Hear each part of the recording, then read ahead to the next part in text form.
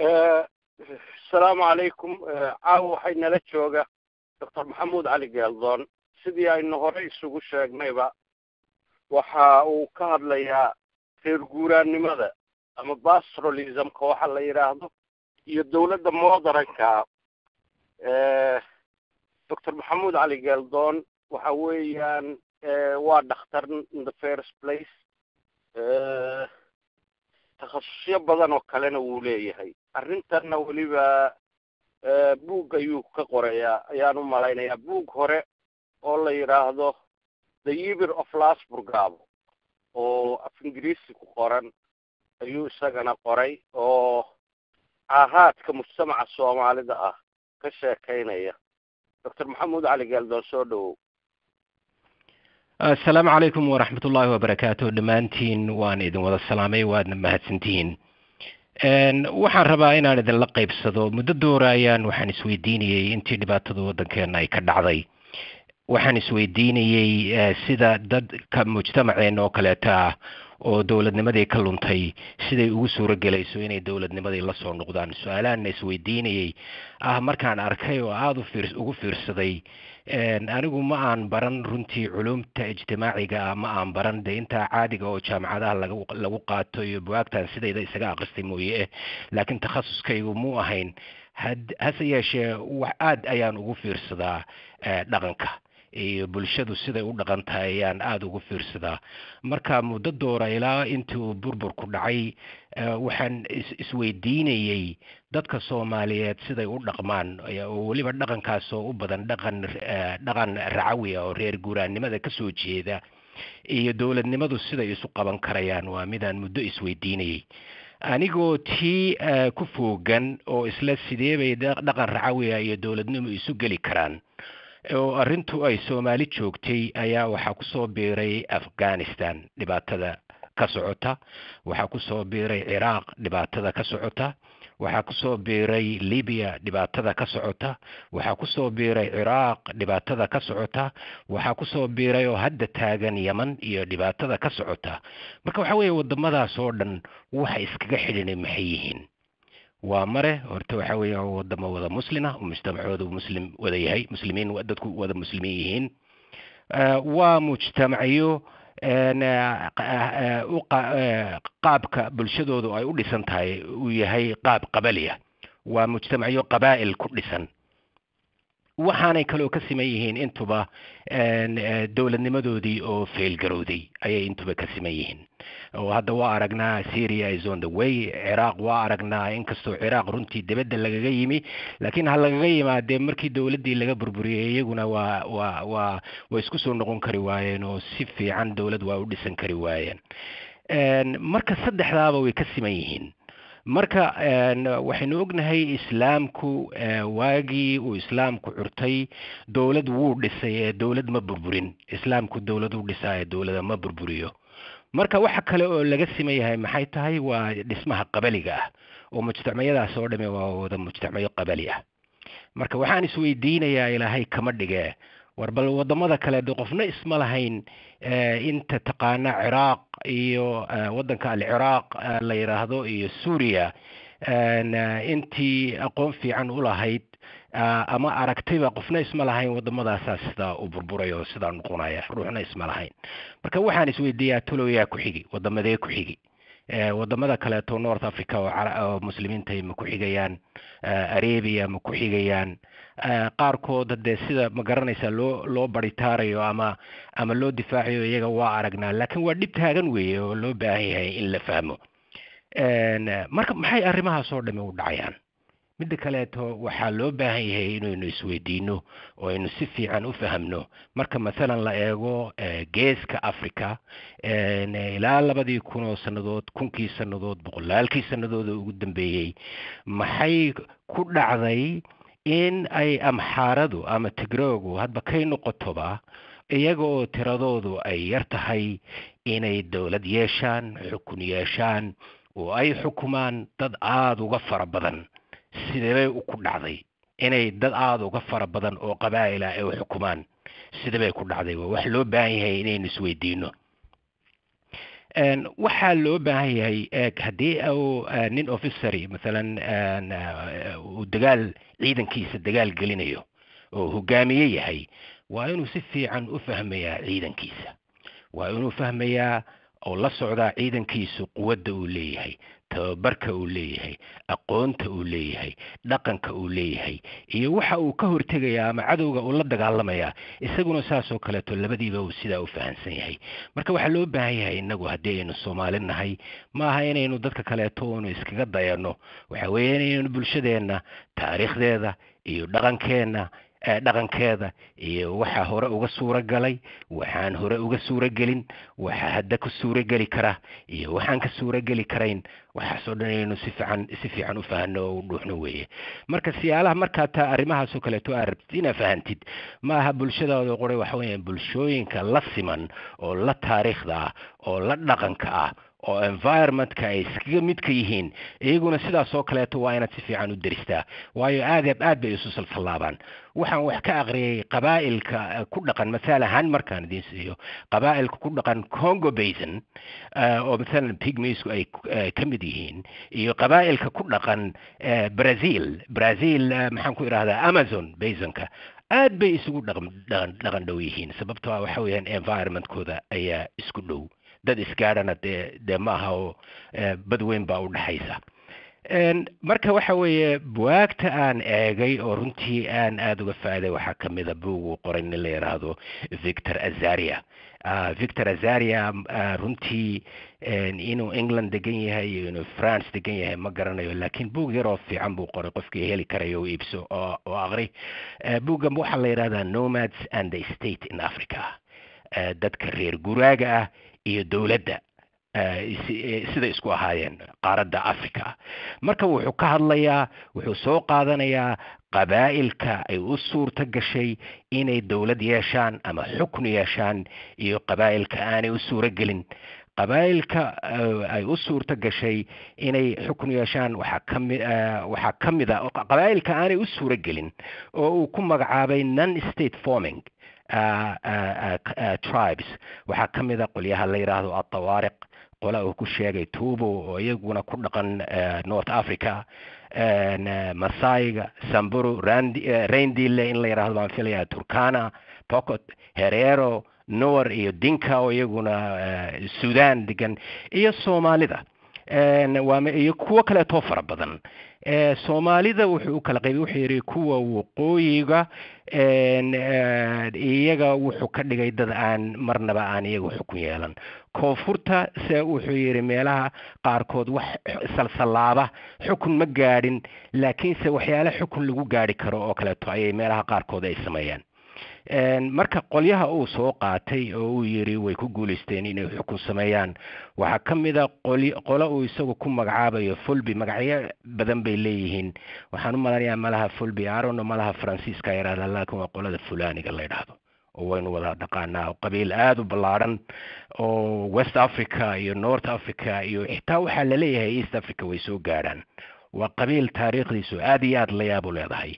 oo aad u ballaaran oo muslim u badan hadiiba aanay hadda wada ahayn muslim iyo qabiilkan kale to aynu naqaano oo Soomaalida aad ugu eg oo Soomaalida ay siyaalo badan isu salsalaabaan la yiraahdona waxay ka yimaadeen geeska Afrika oo qabiilka Tutsiga la yiraahdo Rwanda iyo Burundi ba degan Tutsiga way u suurta gashay boqortooyooyin xoog leh bay lahaayeen qabiil kale to isaguna Hima la yiraahdo ama Huma qarba soo yaqaaniin oo boqortooyada Ankole xukumi jiray oo Uganda waa qabiilka uu ka dhashay ama uu ka mid ka yahay presidentka iminka Uganda xukuma marka kuwa dambe oo dhame iyagu way u suurta gashay inay yeeshaan marka wuxuu u sababaynayaa wuxuu leeyahay qabaa'ilka waxaa jira waxa la yiraahdo stratification waxa weeyaan qabiilku markuu dabaqyada u qaybsamo oo darajooyin kala sareeya uu yeesho way u hawl yaraataa inuu xukun maxkamad inuu xukun yeesho ama uu dawlad yeesho iyo markuu dego marka waxa weeyaan degidda oo ah settlement iyo stratification oo ah in uu dabaqyo u kala qaybsamo markaasay u suurta gashaa inuu xukun yeesho waxaa jira isaguna buu kaleeto oo aada u sharxaya qabaa'il kala duwan ayuu sharxaya laakiin wuxuu ka hadlayaa faraqa weyn oo u dhaxeeya waxaan noo malanayaa taas si fiican bay inoo khusaysaa faraqa weyn oo u dhaxeeya qabaa'ilka middle eastka weliba khaasatan kuwa carabta iyo qabaa'ilka uu ku magacaabay turco mongolian tribes attract iyo mongolianska iyo qabaa'ilkaas oo ka yimi inner asia way kala duwanaayeen waayo waxa weeyaan qabaa'ilka carabtana uma ay suurtagelin kumaankumkii sanadooda ay jireen uma ay suurtagelin in marnaba wax dowlad la yidhaahdo ay yeeshaan islaamka ka hor islaamka dowladu yeelay qabaa'ilkaa laga hadlaya hadda kama hadlayo xadaaradihii kaleeto oo jiray oo qaarkood marmarka qaarkood reer miyigu intay yimaadaan ay qabsan jireen hadda masalan xamuuraabi oo kaleeto oo ciraaq baabel xukumi jiray wuxuu ahaa isaga laftiisu wuxuu ka dhashay qabaa'il desertka ka yimi oo amorites la oran jiray laakiinse siday u badnaayeen qabaa'ilka middle eastku ilaa iminkada kuwa xilligaa soo gaadhay marna iskood umay suuro gelin inay dowlad yeeshaan islaamka ka hor laakiinse qabaa'ilka kan turco mongolianka oo inner asia oo dhulka la yidhaahdo stepska ku dhaqmay way u suurta gashay oo duulaamo aada u waaweyn bay qaadi jireen ilaa ma garanaysaa masalan waqti loo gaadho actually ilaa 2,000 oo sannadood ka hor almost ilaa maxaan ku idhaahdaa kuwii u dambeeyey oo malaha qarnigii 13aad dhammaadkiisii Genghis Khan iyo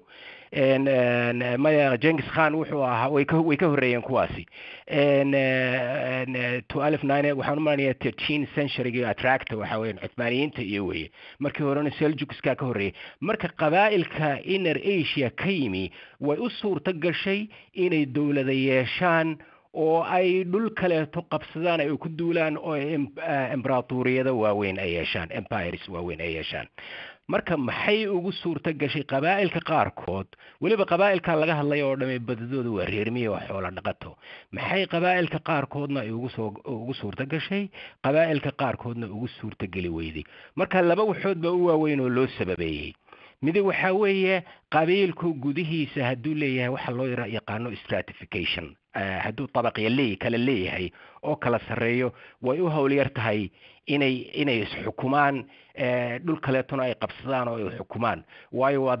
dad kala sarreynta iyo xukumka u jabsan haddiise ay egalitarian yihiin sida Soomaalida oo kaleeto iyo qabaa'ilka carabta oo kaleeto egalitarian marka waxa weeyaan dad siman oo aan kala sarreyn way ku adag tahay inay xukun yeeshaan oo ay dowlad yeeshaan sababta kaleeto waxa weeye qabaa'ilka badi ay u suurta gashay iyagoo xoolo dhaqataa haddana ay u suurta gashay inay dowlad yeeshaan waxa weeyaan qabaa'il ku dhaqmay dhul barwaaqo ah oo ka barwaaqo badan ma garanaysaa dhulka desertska aada uga barwaaqo badan biyo fiican leh oo la beeran karo marka oo dhaqaalahooda uu inta ka fiican yahay hadda masalan tutsiga oo kaleeto markaad eegtid labadaa waxoodba waa leeyihiin waa mare tutsigu daday ka sarreeyeen bay heleen oo ay masalan iyo qoladatan presidentka Uganda uu ka dhashay oo kaleeto iyo waxay heleen qolyo kaleeto ay xukumi karaan dhulkoodiina wuxuu noqday dhul dhaqaale fiican leh oo biyo fiican leh oo marka labadaa markay isla heleen way u suurta gashay laakiin qabaa'ilka sida carabtu ay u badan tahay ama ay wada tahay iyo inaga oo kaleeto ku dhaqan dhulka aan ma garanaysaa biyuhu aadka ugu fara badnayn oo aan kala sarreyn oo egalitarianka ah waa uma ay suurta gelin inay dowlado macno leh oo la sheegi karo ay sameeyaan waxaan idin xasuusinayaa ilaa iminkada egalitarian marka la yidhaahdo oo ma garanaysaa dadyowga qabaa'ilka siman leader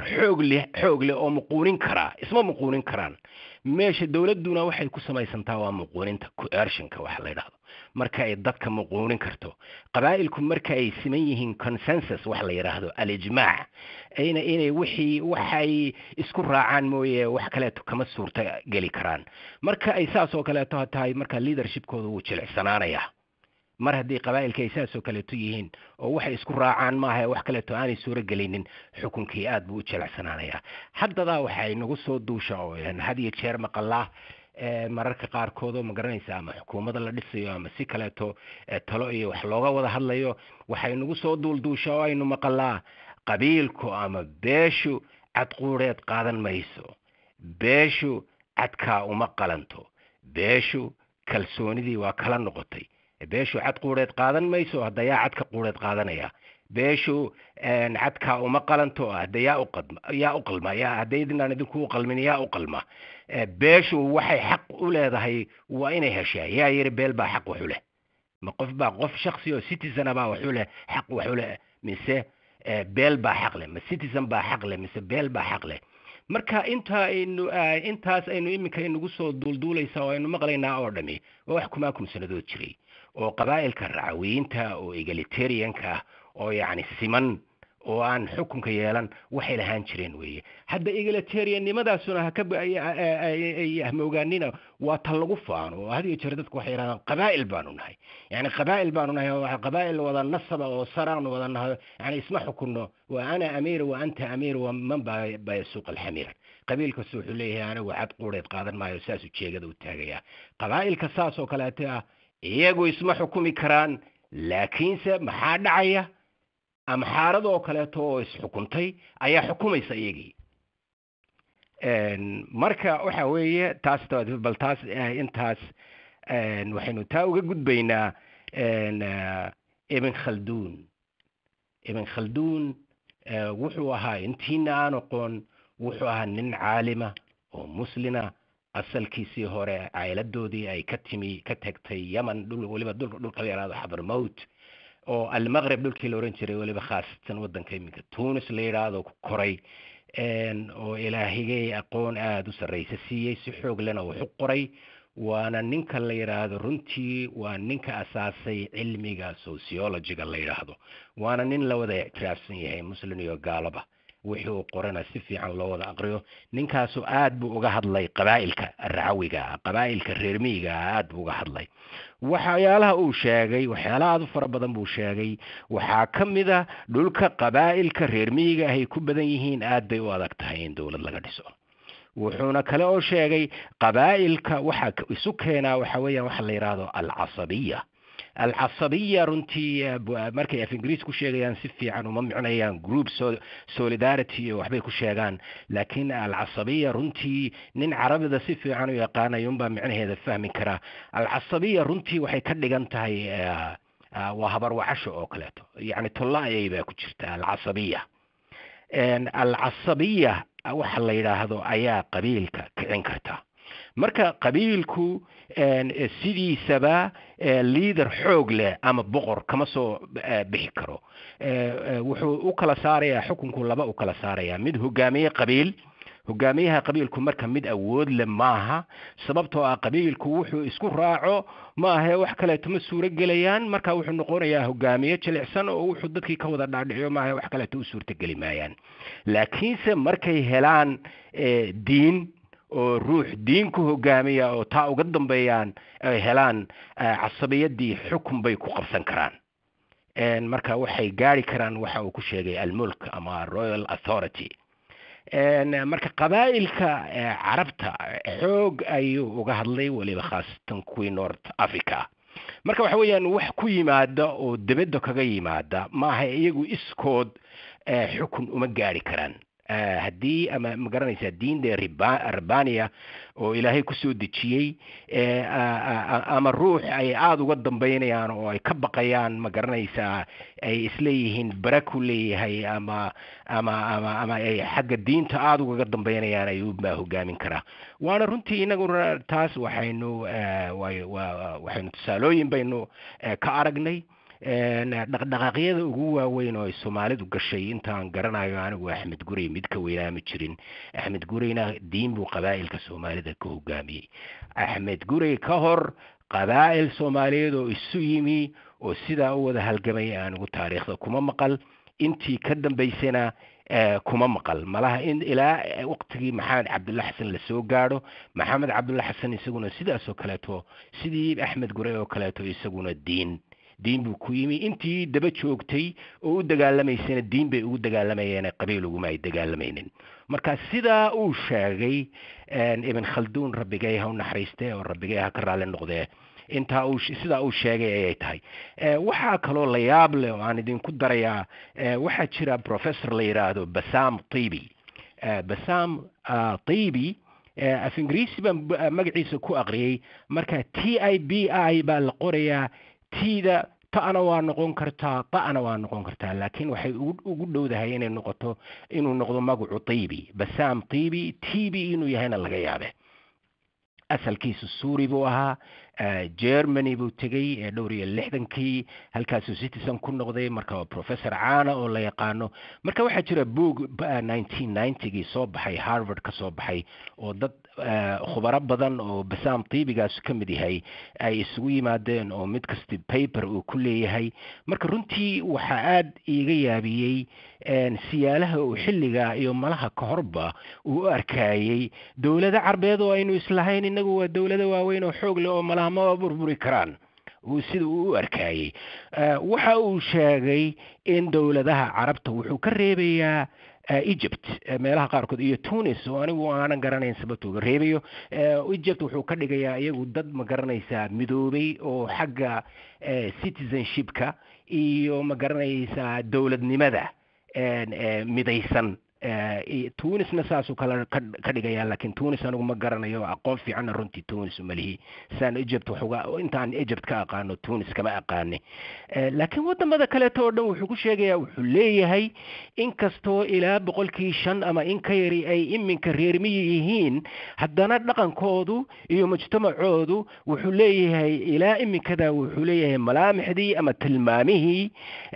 dhaqanka qabaliga buu leeyahay waxayna daacad u yihiin qabaa'ilkooda dareenkooduna waa dareen qabiil maaha dareen qaran yani waqtigaasu sidaa u sheegaya marka waxaad moodaa runtii inuu waqtigaa ay u sii muuqanaysay in aanay dowladnimadoodu aanay meel gaarsiisnayn oo ay burburi karto marka wuxuu leeyahay nation stateka waxa la yidhaahdaa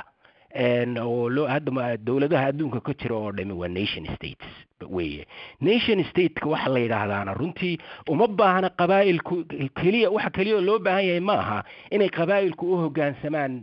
central authority oo keliya ma aha laakiin waxa weeyaan waa inay aaminaan oo ay dhaqankaa aaminaan dhaqanka dowladnimada oo inay citizens yihiin aaminaan oo ay daacad u noqdaan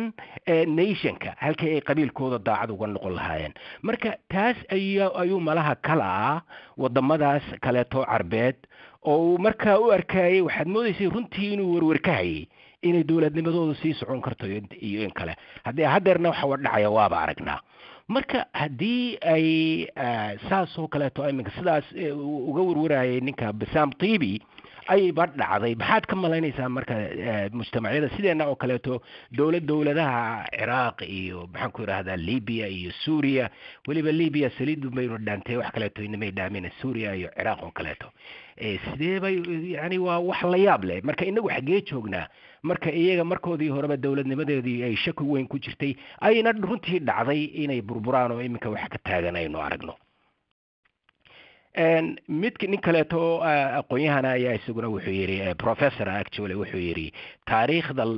laguma hayo masalan Iran buu soo qaatay iyo dynasties ka dhisnaa wuxuu yidhi kuwii nidaamka qabaliga ku dhisnaa oo dhami ama isku haleynayay qabaa'ilka oo dhami waa burbureen marka qabaa'il layskuma halayn karo Tribes have proved an unstable basis on which to build the future of the country. marka waxa weeyaan qabaa'ilku ma aha wax mustaqbalka wadanka lagu dhisi karo yani marka la leeyahay qabaa'ilka waxa weeyaan qabaa'ilkii oo sidoodii u dhisan oo iyagii ay ka talinayaan mustaqbalkii oo qabaa'il ahaan uga talinayaan saasaa laga hadlayaa markii ay waynu ognahay oo Cuthmaaniyiintii qabaa'il bay ahaayeen laakiin waxay ahaayeen qabaa'ilka Inner Asia ka yimi oo islaamka qaatay oo ma garanaysaa dawlad xoog la yeeshay markii hore way qabaa'il way ku qabsadeen oo awoodda qabaa'il way ku yeesheen laakiin qabaa'ilka markii dambe way burburiyeen waxa weeyaan qabiil kuma ay sii dhisnayn qabaa'ilkii way burburiyeen oo way ka xoog bateen intaas waa inta laga yiri qabaa'ilka waana marka laga eego dhinaca anthropology-ga iyo cilmiga ijtimaaciga oo sociology-ga la yiraahdo iyo cilmiga political science-ka la yiraahdo waxaa jira dhinac kale oo isaguna laga eegi karo oo ah dhinaca qaanuunka ama qawaaniinta waxaa jira buug yar oo ninkii qof ruuxii heli karaya buugga ha iibsado ha aqriyo runtii aad qiimo u leh waxaa la yiraahdaa Rule of the Clan waxaa qoran nin la yiraahdo Mark S. Weiner wuxuu aad uga hadlayaa oo ku bilaabayaa nin jiray qarnigii 19aad oo Ingiriis ahaa oo lawyer ahaa oo taariikhda qawaaniinta takhasuskiisu u ahaa oo aad waxaa la oran jiray ninka Henry Sumner Maine waxa uu societies-ka u kala qaaday ama mujtamacyada wuxuu kala qaaday labo mujtamacyada wuxuu yiri midna waa society of status yani waa society magac iyo darajo ku dhisan iyo society of contract society ku dhisan contract yani heshiis ay wada galeen ku dhisan marka waxa weeyaan societies-ka qabaa'ilka ahi waa magac waxaa qolada waxaa ku weyn heshiiska ama contractka ama ahdiga ay bulshadu wada gashay oo wada dhigatay kaasa la weyn qolada waxaa la weyn magaca uu qabiilkiisu leeyahay kaasa la weyn marka honor system iyo waxyaalahaas ku shaqeeyaan marka qabaa'ilka oo dhami tribeska waliba khaasatan qabaa'ilka racawiga oo nomadiga ah waxaa ku weyn magaca qabiilka qofka magaca qaranka ama bulshadu waxa ay wada dhisatay oo ahdiga ay wada dhisatay waxa kala weyn magaca qaranka waxaynu ognahay iminka hadda bulshada Soomaaliyeed markaynu u soo noqono markay ka sheekeynayaan dawladihii ama dhibta ay ku qabeen ama wanaaga ay ku qabeen badi wanaagba kama sheekayaan laakiin markay ka sheekeynayaan had iyo jeer waxay ka hadlaan ambassador kaliya ma lahayn ama hal ambassador baanu lahayn wasiiradii waxba kuma lahayn wasiiradii dawladii amara cigaal ama dawladii Cabdirasaaq ama tii Maxamed Siyaad Barre hal wasiir kuma lahayn hadii degmo laga dhiso dhakhtar oo loo dhiso laba iskuul oo intaas soo ceel loo qodo laakiin safiirada aanay mid qura ku lahayn waxay u qabaan inay dulman yihiin sababtoo ah dhakhtarada iyo iskuulada iyo ceelasha tan loo qoday magac soo jiidi maayaan marka qabaa'ilka sidaas oo kale u dhaqan magaca ayaa nolosha kala weyn oo ka qiimo badan taasuna iyaduna waxay leedahay ku tashi aad iyo aad u weyn sababtoo ah waxaa loo baahan yahay mujtamacu siduu u noqdo mujtamac casri ah oo nation state dawlad dhaba oo hagaagsan ay ka suurta gali karto oo dawladnimadiisa ilaashan kara waa inuu ka gudbaa society of status society-ga magaca qabiilka ku dhisan oo qof kasta uu magac raadinayo ama darajo qabiil uu rabo ma garanaysaa prestige-ka ama magaca qabiilkiisu uu kala weyn yahay noloshiisa waa inuu taa ka gudba society-gu inay taa ka gudubtaa oo u gudubtaa society of contract society ahdi ay wada dhigatay ku shaqeynaysa oo taas wax kasta kala weyn tahay inta waxaan kaga baxayaa wixii ay culimada ku takhasusay inta aan ma garanaysaa ka bowsaday waxyaalihii ay yiraahdeen inta aan ka bowsaday marka aynu inagu teena u soo noqono waxa weeye waxaynu nahay runtii Soomaalidu dad beeraley way leeyihiin dad reer magaalo way leeyihiin hadda waxa weeye Soomaaliya dareenka qarannimo oo modernka runtii dareenka qarannimo oo dhaba xarakaadka hore oo badan oo Axmed Guri iyo Maxamed Cabdulla Xasan baan soo qaatay iyo kuwa kale oo jiro Sheekh Xasan Barsane marnaba lama halmaami karo Lafoole iyo ma garanaysaa jihaadkii halka ka dhacay jihaadiyo dagaalo ama halgano fara badan baa jiray laakiin labada adduunka oo dhan laga sheego buugta oo dhan aad ku arkaysaa badi waxa weeyaan Axmed Guri iyo Maxamed Cabdulla Xasan laakiin kuwa kale oo badan waa jira badi waxay u badnaayeen diin runtii waxaan loo yaqaano nationalism dadka ku fakiray inay Soomaali nation state ka sameeyaan oo ay dareen Soomaaliyeed ay ku halgamaan oo Soomaali ka dhaadhiciyaan waxay ahaayeen SYL anigu intaan ogahay SYL baa bilowday SYL 13 nin oo SYL oo la sheego 6 kamidii waxay ahaayeen reer banaadiriin bay ahaayeen hadda baleega banaadiriin bay ahaayeen ma wax iska dhacay bay ahayd ma wax iska dhacay ma ahayn waxaween banaadiriyiintu way ka ilbaxsanaayeen dad reer guuraaga ma yahayn way ka ilbaxsanaayeen dadkeena kale reer guuraaga ah xarakada xamar ka bilaabantay oo 13 SYL ay bilaabeen oo 6 kamid ay banaadiriyiinta ahayd waxaan aaminsanahay Hargeysa kama suura gasheen Cergaabo kama suura gasheen Boosaaso Garowe kama suura gasheen weligood ba hadda madaxa taageen gaalkacyo kama suura gasheen beledweyn kama suura gasheen koonfurta shishe ma kala aqaaniyo waxa laga yaabaa qaar banaadiriyiintaas oo kale ka dhigan inay degan yihiin dhulka ay dadka saas oo kale degan yihiin waa ka suura gal lahayd laakiin dadka reer miyiga oo iyagu magac ku nool ka magac qabiil ku nool oo aaminsan annagu cad quureed qaadan mayno kama suura gali karteen iskamana ay iman in chairmankii ugu horeeyay uu noqdo Sakhaawadiin rabbi ha u naxariisto Sakhaawadiin magaciisa hore Tolom Cabdulqaadir buu ahaa Sakhaawadiin rabbi ha u naxariisto sanada yar buu hayay waxaanu sanaya dabadeedna uu dhintay waana ninka la yiraahdo wuxuu u yeeray oo soo galiyay Cabdullaahi Ciise haliyeygi weynaa ilaahay ha u naxariisto Cabdullaahi Ciise Maxamuud yaa ku xigay chairmannimada markuu Sakhaawadiin dhintay ilaahay ha u naxariisto Xaaji Maxamed Xuseen isaguna wuxuu ahaa banaadiri marka doorka ay banaadiriyiintu ku lahaayeen kaalinta ay ku lahaayeen mid iska timi ma yahayn waxa weeyaan waxay ahaayeen dad iyagu dhaqan reer guuraan lahayn oo runtii ay la qiimo badnayd qarannimadu oo ay la qiimo badnayd dad isu yimaada oo axdi wada dhigta oo dawlad noqda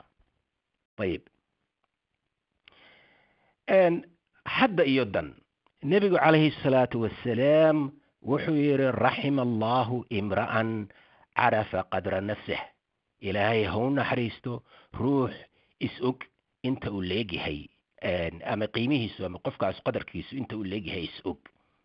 مركا روح للي هاي حكمة دوائن إنه فهمنا بلشدنا إله وحان يدونا كل قرار إنه فهم كرا بلشدي قدر كيدو أجنا إلهي جاي أما إسوك انت أي لعبت هاي أما قوة ده أما ضعف كذا أما سفي عن إسوك جرانا يسارة إلهي يدنا هون حريستو نرحمة ده إلهي هسيو marka bulshada Soomaaliyeed hadaynu nahay waxaynu u baahannahay inaynu horta si fiican isu fahanno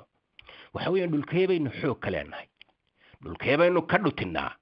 nuqad dacafkiin dhulka aynu ka jilicsannahay waa dhulkee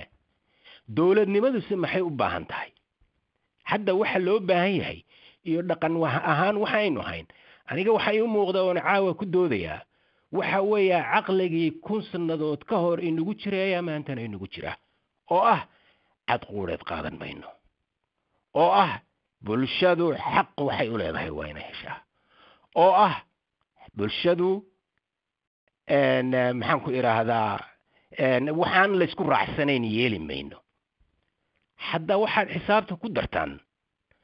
marka ay beeshu sidaa leedahay beesha sidaa le lafteeda haddii la yidhaahdo isxukuma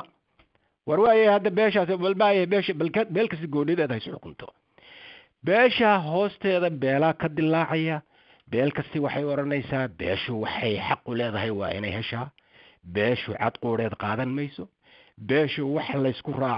la isku raacsanayn ma suura gelayaan xagee adduunka lagu arkay wax la isku wada raacsan yahay 100% la isku raacsan yahay waa waxay inoogu suura geli weyday inaynu dawladnimo yeelano marka waxa weeye hadda sida loo dhigdhigo mujtamaca Soomaaliyeed iyo qabaa'ilka waaweyn oo la soo qaado waxyaalaha aan ka booday oo Ibn Khaldun uu ka hadlay ama khubarada soo dhamay ka hadleen waxa weeyaan qabiilka waxa isu keena oo dhaqaajiya ama waa diin ama waa threat cabsi kaga timaada dibadda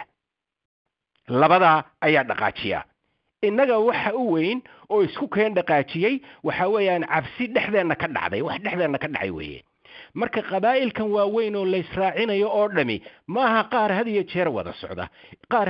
kuwa hadiye jeer wada socon jirayna maaha waayo marka la yiraahdo politically unified waa hoos weeye maaha intaas iminka la isku leeyahay ama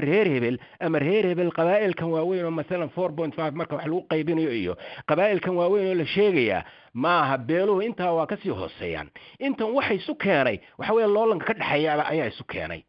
laakiin loolankaas iyo cabsidaas hadday meesha ka baxdo kuwa isu haray ayaa iyaguna xisaab kale to isula imanaya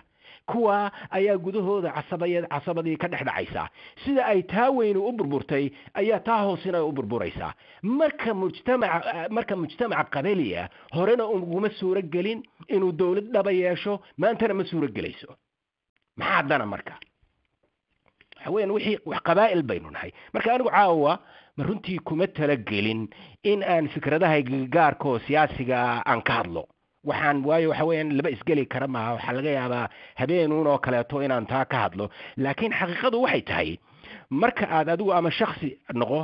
ama bulshadii ka tali ama naftaada ka tali miday doontoba ha noqoto ruux kasta wuxuu leeyahay dhuluu xoog ku leeyahay bulshaduna waxay leedahay waxyaala ay xoog ku leedahay ruux kasta wuxuu leeyahay waxyaala dhinacyo uu ka jilicsan yahay bulshaduna waxay leedahay dhinacyo ay ka jilicsan tahay hadba waxaa la rabo in la qabto ayaa xoogga iyo jilaycaasuna uu ku xidhan yahay marka waxa weeye marka aad rabtid inaad wax qabsatid hadba waxaad qabanaysid bay ku xidhan tahay waa inaad soo hormarisaa dhinacyadii aad xoogga ku lahayd waa inaad soo hormarisaa marka aynu dowladnimada ka hadlayno dowlad baa laynoo inagu dowlad waa samaysan kari weynay isticmaar baa inoo yimi inagoo qabaa'ila oo qaybsan waxaynugu dhacay waa inoo ognahay dad dowlada samaystay oo iyagu u suurto gashay inay dowlada samaystaan ayaa ina xukumay oo qaarkood afrikaan yihiin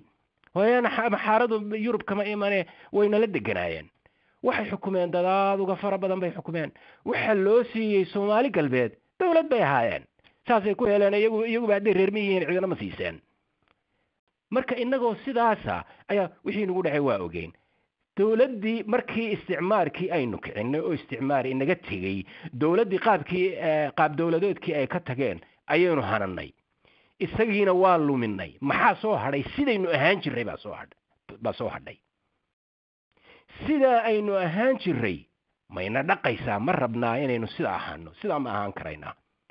marka waxaynaan isugu imanayn oo inaan dowladdii u dhisanayn oo u weynay maxay tahay waxa weeye inagii baa loolanay inagii baa dagaalanay inagii baa dhib wax la hawl yaraysan karo maaha dhib aad u weyn baynu isu geysano waa dhab weeye laakiinse waxa weeye nin baa wuxuu yiri qofka intelligent-ka ahi waa qofka laba fikradood oo iska soo horjeeda mar madaxa ku wada hayn karo haddana miyirkiisii qabi kara miyirkiisii haddana uu sidiisii ahaan karo war ma weynaan ka wada fakiri karin dhibta aynu inagu isu geysanay iyo cabsida aynu kala qabno oo halkeeda ah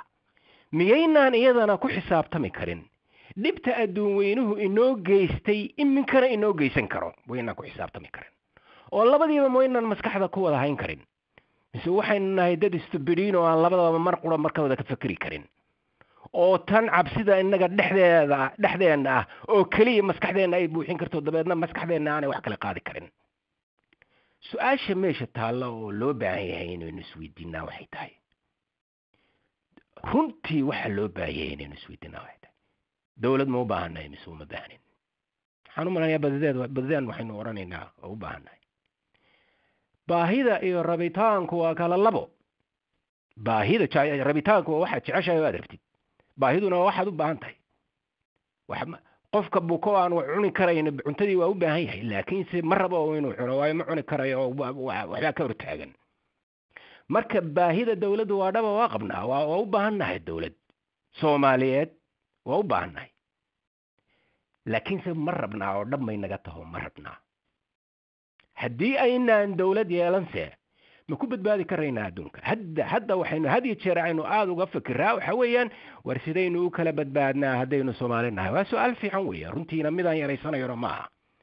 laakiinse waxaa loo baahan yahay xisaabta inaynu ku daro war sidaynu adduunka ugu badbaadnaa marka waa inaynu noqotaa war sidaynu adduunka ugu badbaadnaa una kala badbaadnaa waxaa loo baahan yahay waxaad ogtihiin مثال بان idin soo qaadaya مثالkaasu waxa uu yahay مثلا hadda markaynu ka caafimaadka oo kale markaynu ka fikiro dadyowga reer miyiga ku dhaqnaan jiray waxaa jira مثلا diet-kooda oo kale iyo waxyaalo ay ku barteen markay miyiga reer guuraaga ay ahaayeen waxaa kamid ah waxyaalaha aadka u macaan iyo waxyaalaha aadka u dufanka badan magaalo markii la soo galay oo socodkii badnaa iyo hawshii badnayd iyo wixii ay joogsadeen oo magaalo la soo galay magaaladii waxaynu la soo galnay wixii aynu jeclayn, dufankiina sidii baynu u jecellahay, macaankiina sidii baynu u jecellahay. haddana sidii aynu u socon jirray iyo sidii aynu hawlkarka u ahayn sidii uma nihin. wixii ma gubno magaalaynu la fadhinaa. maxaa inagu dhacay marka? cudurro aan waagii hore ina heli jirin ayaa ina helay oo inagu dhacay. marka maxay ahayd? miyi haddaynu ka nimi oo magaalo nimi, intayna magaalada timi weli qaar badan baa miyigii jooge, soo ma aha inaynu bedelo markaa dhaayatkii sidaynu wax u cuni jirray inaynu bedelo. war dhaqanka dowladnimaduna waa sidaas oo kaleeto. markii aynu miyiga joognay sidaynu u dhaqnaan jirray oo caqligii inagu jiray oo ahaa qabaa'ilka kaleeto sutida u qabo yaan qabiil kale ku xukumin, kii haddaynu magaalo la soo gallo hadde ma suurtagelayso. sidaa uu macaanka iyo dufanka markaa badsato uu diabetes kugu dhaco, diabetes siyaasiya baa kugu dhacaya, dabeedna waxaad u noqonaysaa baylaha, ayaad adduunkii kaleetaad baylaha u noqonaysaa. marka aad iyo aad baad u mahadsan tihiin. waan idinku raajiyey. intaasu waa in yaroo aan bowsaday oo ay ila noqotay inaan idinla qaybsado. assalaamu calaykum waraxmat ullaahi wabarakaatu. aad baa u mahadsan tahay maxamuud. dr maxamuud cali geeldoon ayaa caawa wuxuu inala joogaa golaha 1960 codka shacabka soomaaliyeed. maxamuud su-aal iyo laba ayaan rabaa in aan ku weydiiyo oo iska yara gaagaaban weliba. su-aasha ugu horeysa waxa weeye, horta reer miyidnimada wakti ma jirtaa wakti laga bixi karo oo maskaxdaada ay ka baxdo? waxaan ognahay masalan undulus oo kale ama Iberian Peninsula markay muslimku qabsadeen inay muddo badan haysteen, laakiin akhirkii ay fekerkii reer miyiga ahaa uu overwhelm gareeyey oo dabadeedna markii lala dagaalamay dee mid looga adkaaday. ma jiraa wakti la oran karo dadkaas marka ay mujtamac yihiin in arrintaas ma taaban kartaa? horta waxaynu hor yaallo runtii loo baahan yahay inaynu ku xisaabtanno. waxa weeyaan mujtamacaadkii carabta ahaa oo inagu haddaynu Soomaali nahay aad inooga xadaaradda horreeyey, iyagii baynu aragnaa halka ay marayaan.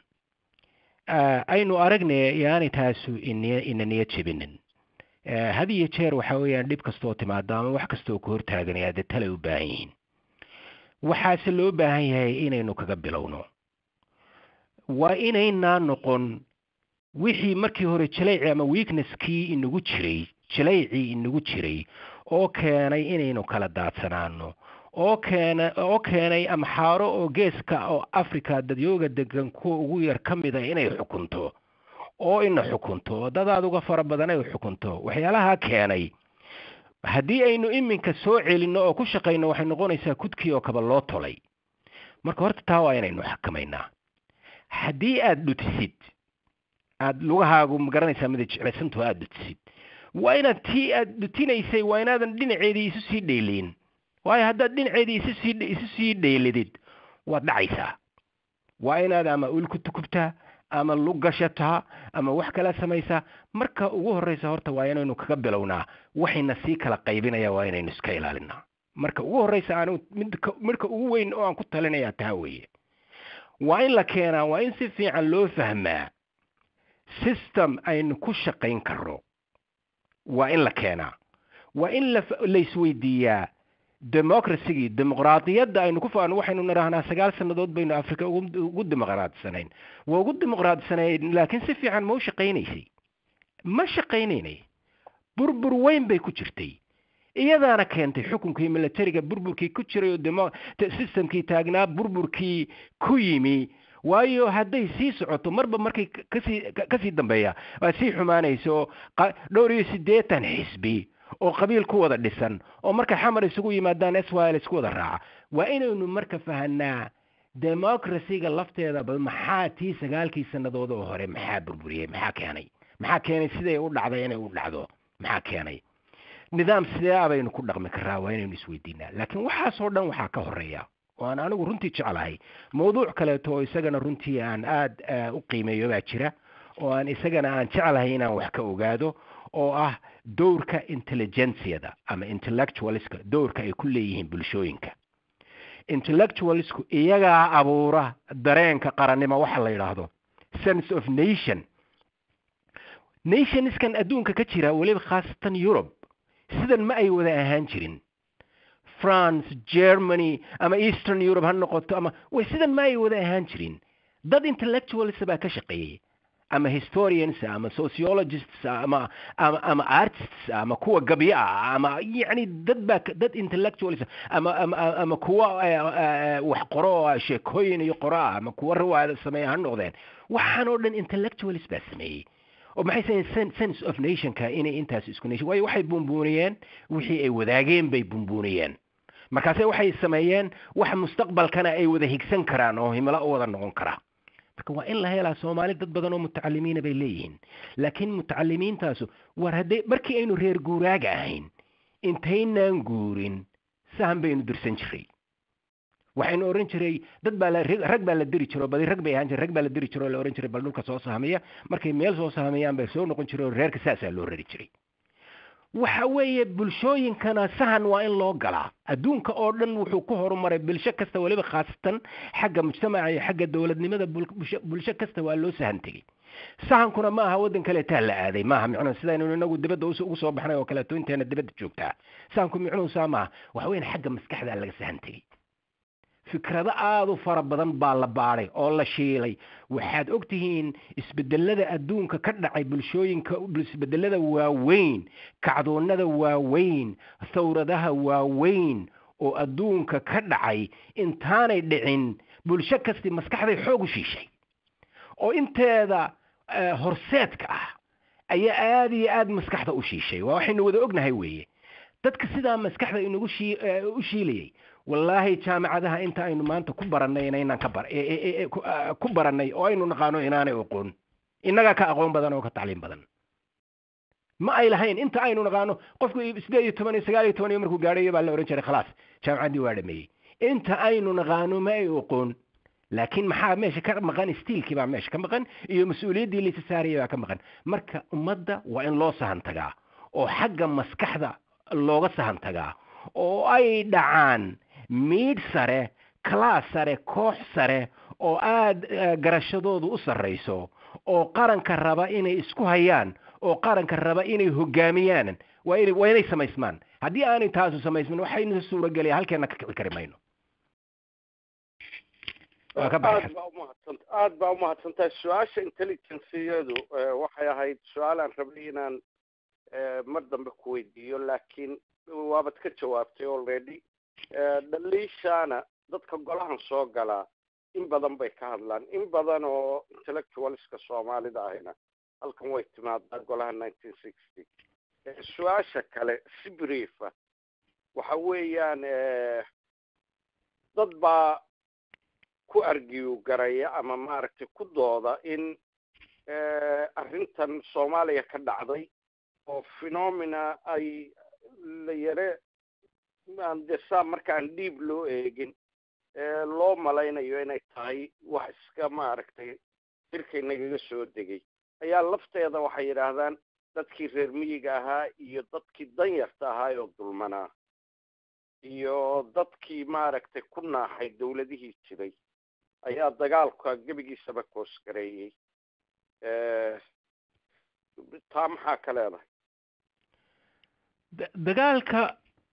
barkaan anigu horta mid yaa khalad layga fahmin. waxa weeyaan dadkeenu waxay u badan yihiin dad danyara waxay u badan yihiin reer miyi waxay u badan yihiin beeraley waxay u badan yihiin iyaroo kalluunka dabata dad badan oo danyara bay u badan yihiin.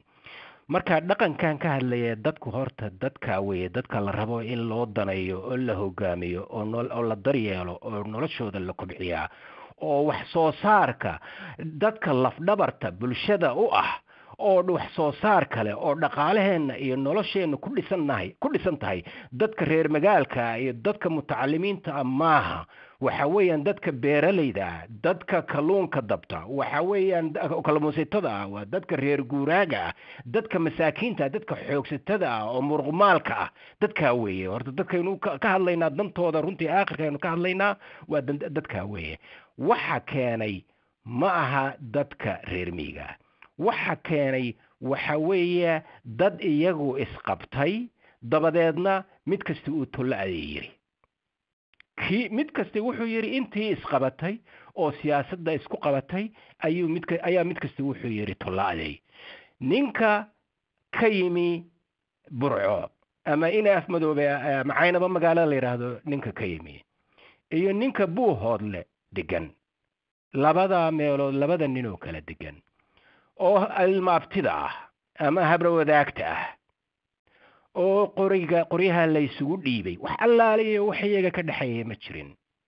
wax allaaliyo waxay noloshoodu ku kala duwaneyd ma jirin. ninka siduu maalintaa u haraadanaa ayuu maantana u haraadan yahay, ama isagii dhimayba oo dagaaladaas ku dhintay oo qorigii loo dhiibay ku dhintay, carruurtii ay ka tageen haddayba cid ka tageen sidii bay u haraadan yihiin. waxa weeye dad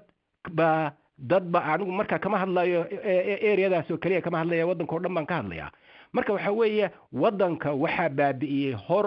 hore iyo dibba ilaa maantada waxaa baabi'iyey dadka danaystayaasha ah. waxaana dhaba oo aan iminka aaminsanahay xoogaga waddanka ka jira oo dhami waxaa ku naban, oo haddii aanay dusha soo marsanayna hoosta kaga naban danaystayaal. waddanku wuxuu intihaaziyiin opportunists danaystayaala ayuu waddanku maanta gacanta u galay, sababtoo ah haddii aanu iyaga gacanta u gelin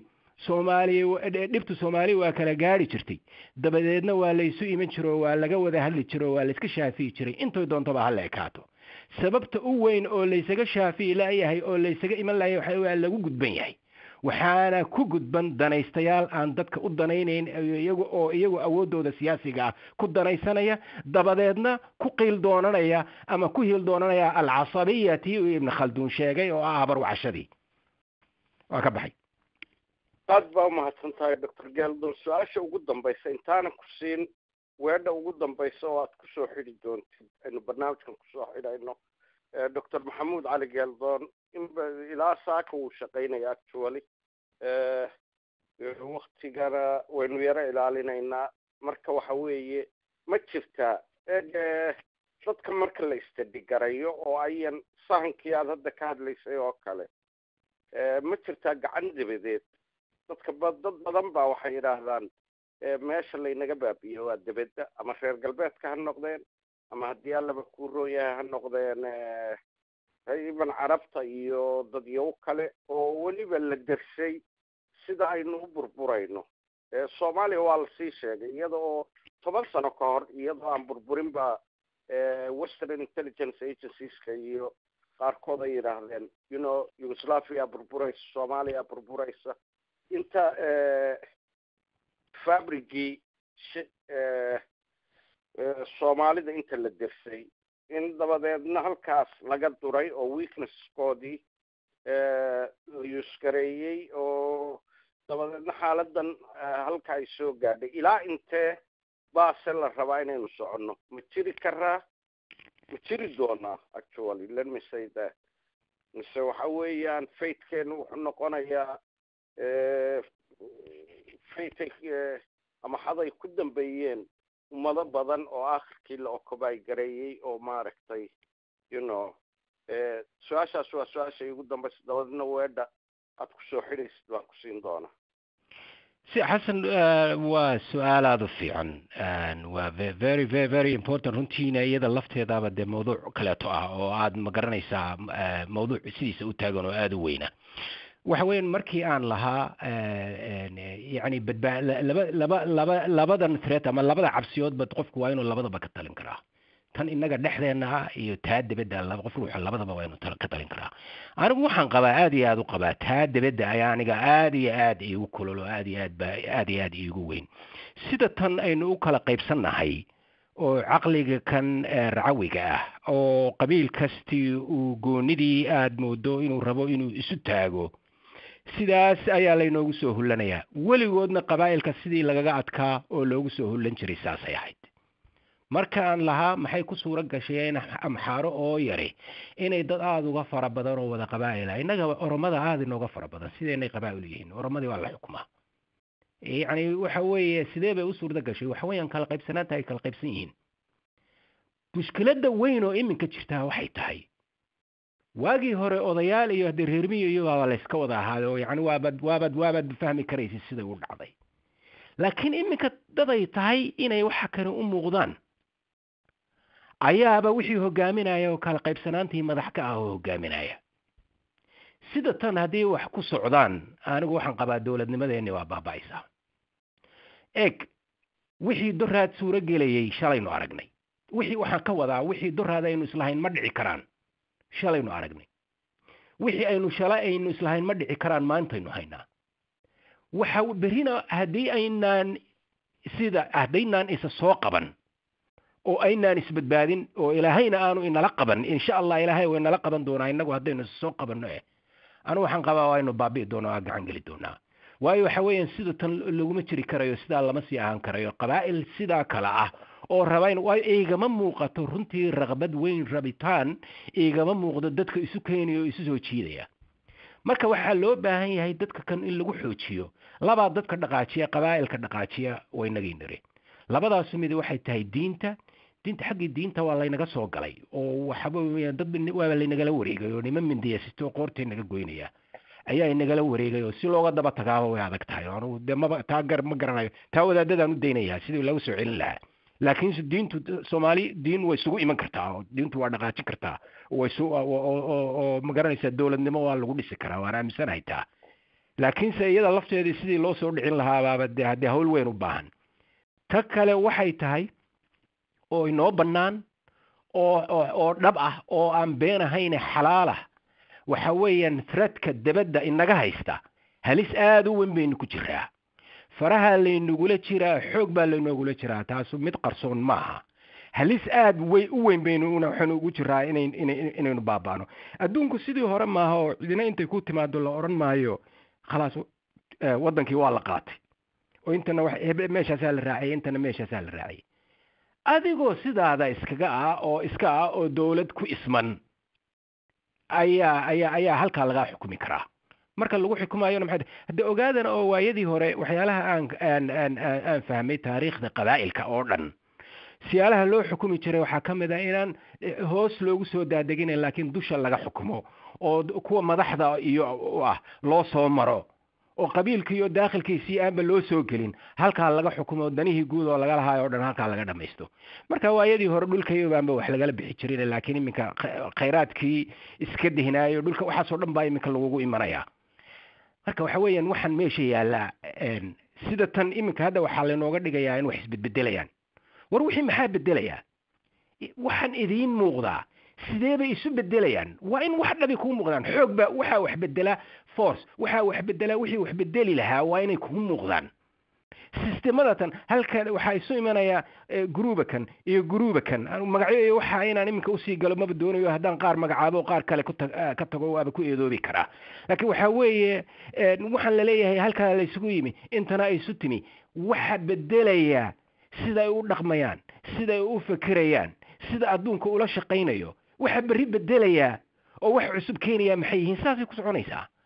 ilaa wax weyn la arko wax weyn ay isbedelaan wax weynna waxaa keeni kara dadka aqoon-yahanka ah oo toosa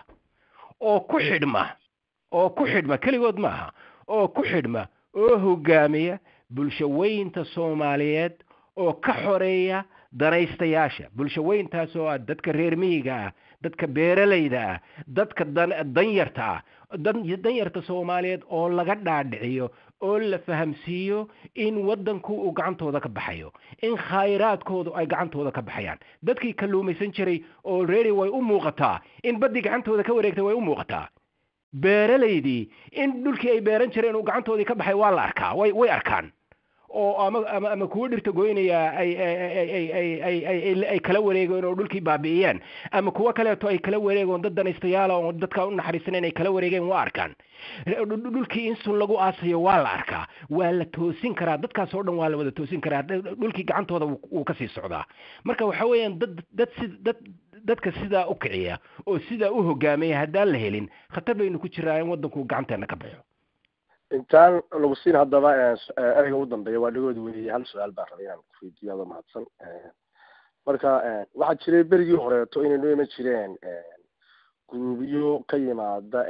ashar ka yimaada kuwa sacuudiga ka yimaada oo marka hore loogu talagalay ama diinta fidiyaan ama waxbarasho fidiyaan oo waddankeena iman jiray kadib hay-ado yaroo abuurmay oo ama saafal sheeganayay oo magacyadaas wax kusoo qaadan jiro soomaaliyad fara badan baa abuurmay ama imaaraada ka yimaadaan ama sacuudiga ka yimaadaan gadara ka yimaadaan suuriya suudana ka yimaadaan kuwaas oo dhan dugsiye fara badan bay fureen intii burburku jiray carabeyn baa meesha ka dilaacday luqadda carabiga fidideeda oo la fidinayo laftigeedu saameyn baa filayana ku yeelatay ummadda soomaaliyed gudaheeda waayo ubadkii soomaaliyed waxaa lagu barbaarinaya in la baro wadamada dhaqankooda iyo culturekooda hawlo noocaasa maadaama markii hore aad adigu wadamada carabta iyo xiriirka iyo naga dhexey dhinaca burburka iyo qabyaaladii naga dhexey maadaama ku samaysay ma laga yaabaa in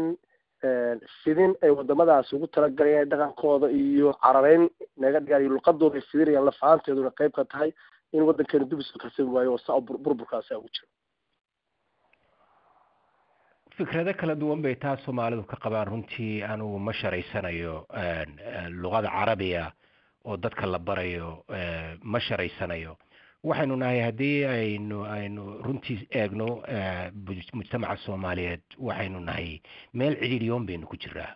oo aada u cidhiidhiyoon baynu ku jiraa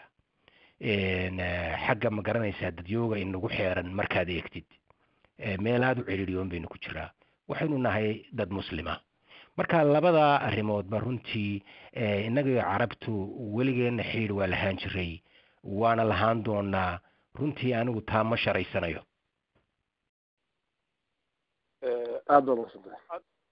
aad baa umahadsan tahay doctor maxamuud cali geeldoon oo insha allah marar dambena inoo iman doona oo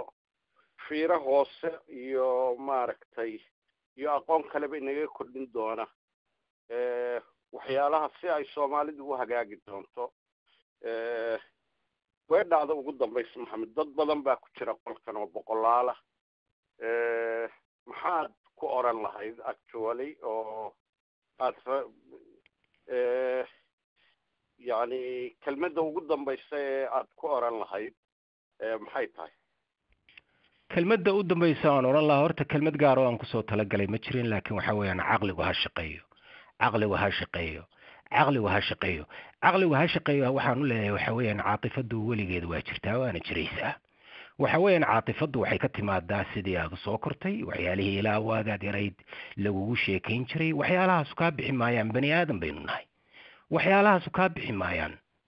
waa dareenkaas waa kugu jiraya oo kaa bixi maayo laakiin waa inaad leedahay caqli xakameeya